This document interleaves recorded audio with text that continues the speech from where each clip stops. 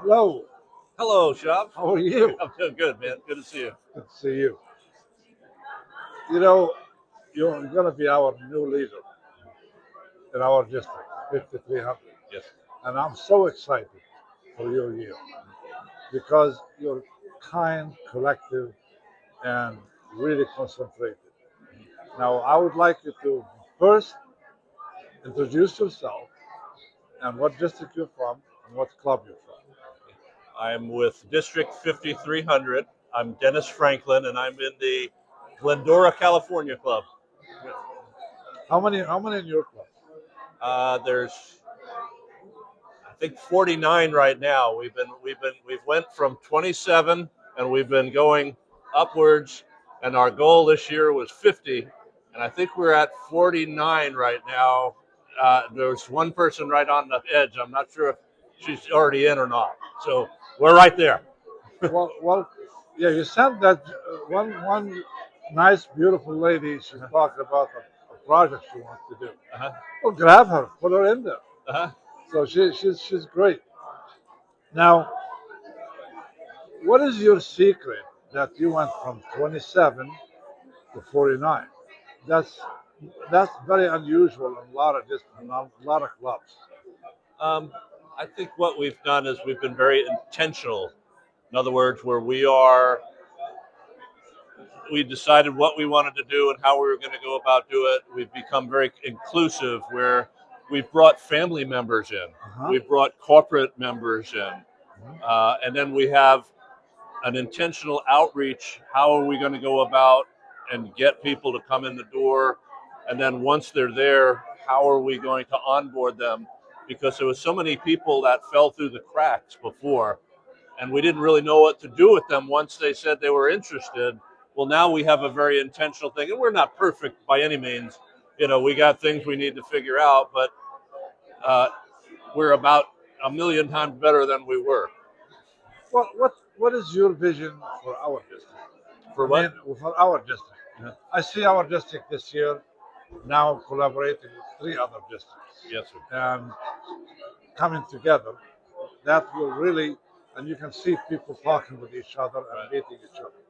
What's your vision for the next year, and what do you have in mind in in in uh, in, in the form of bringing the mature Rotarians with the young Rotarians to have a lasting impact? Yeah. Well, people join Rotary because they want to make a difference in their lives. People join Rotary because they want to have connections. In other words, will either for business purposes or just to have friendship and to bring those people in and say, hey, we are a home for you where you can belong to something, where we're a community for those people, and give them an opportunity to get connected, to have friendship, to make an impact, and then to tell them, hey, you can do this. Because a lot of times people don't realize how we can change people's lives. We were just at a meeting right now where this lady, she was in poverty, and her whole life was changed because somebody came, was part of a Rotary club, and invited her on a Rotary youth exchange. It changed her entire life, her whole family's life. And now she's inspiring other people and Now changing she's their an lives. ambassador.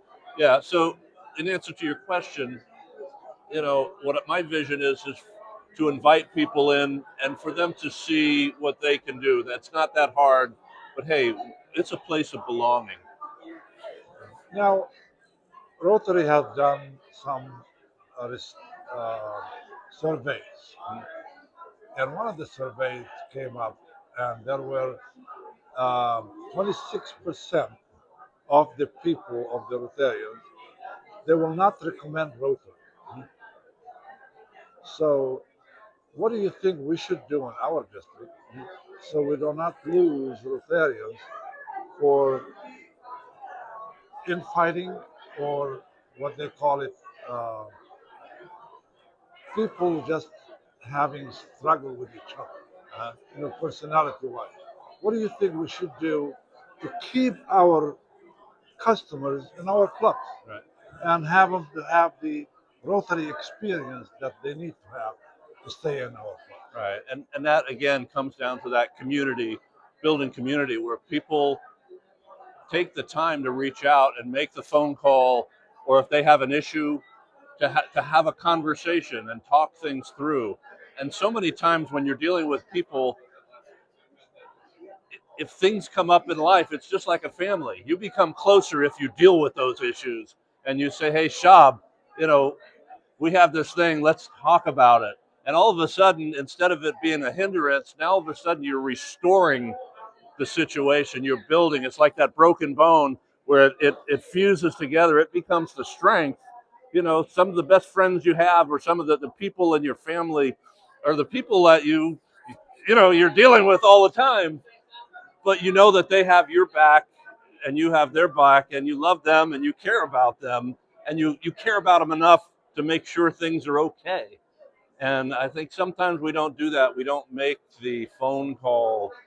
I was talking today with our membership chair that's here at the conference also, and think that one of the things that we could do better at our club is the people who don't show up, to give them a call and say, hey, how you been? What are you up to? What's the news? How can we help you?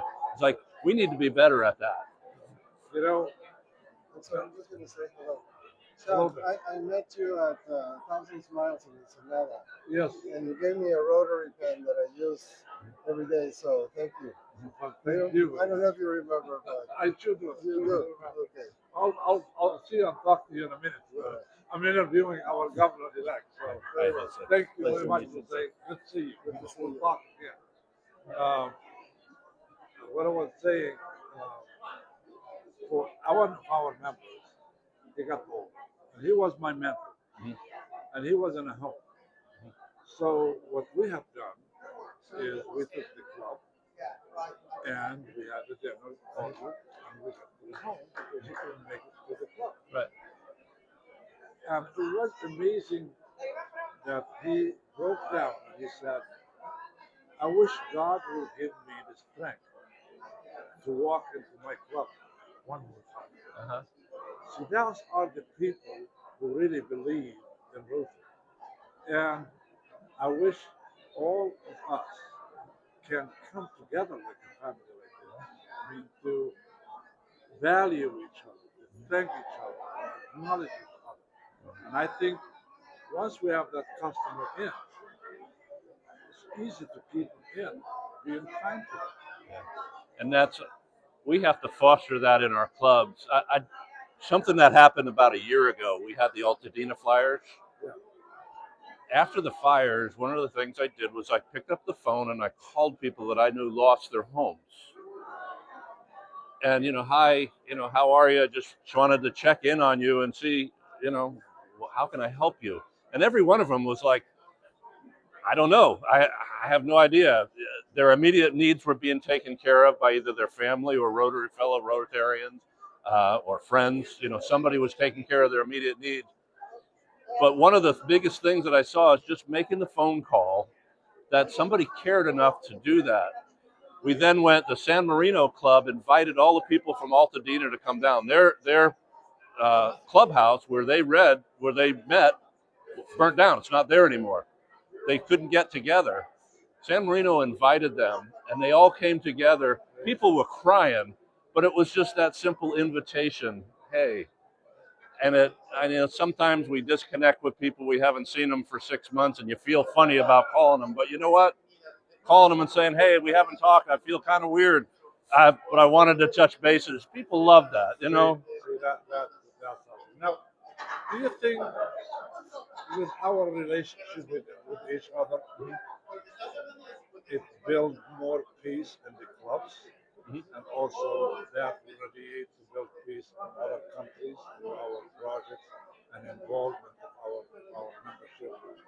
Oh, sure. I mean, if you're, peace is not just the absence of war. It's really the absence of strife, and it's that feeling of trust and safety that you have. And again, like what we were just talking about with people, um, having those conversations, reaching out, bringing people in and belonging, it brings that safety. you know, and good things happen. That's really where that brings that piece to you. And Shab, you know, more than anybody else in the entire world, and I'm not just saying this, you know, reaching out to people in other countries and being able to put these projects together, you know, and how do we do that, you know, and how can we as a group do that?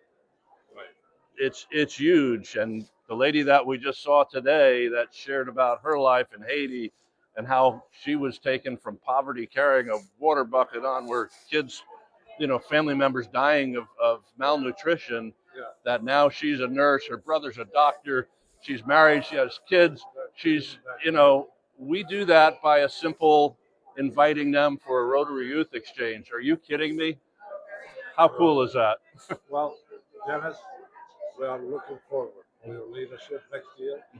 I know with your the kindness in your heart, and the way you carry yourself, I see you talking to our members and integrating with them, and I think that's the only way we can understand each other, and also we can keep peace in our clubs, and also in our district, and our country, and countries all over. Thank I you. want to thank you for your leadership, and we're looking forward for a beautiful, great year, full of adventure, and a great journey next week. Okay, We'll thank try you our again. best. Thank you, Sean. All right.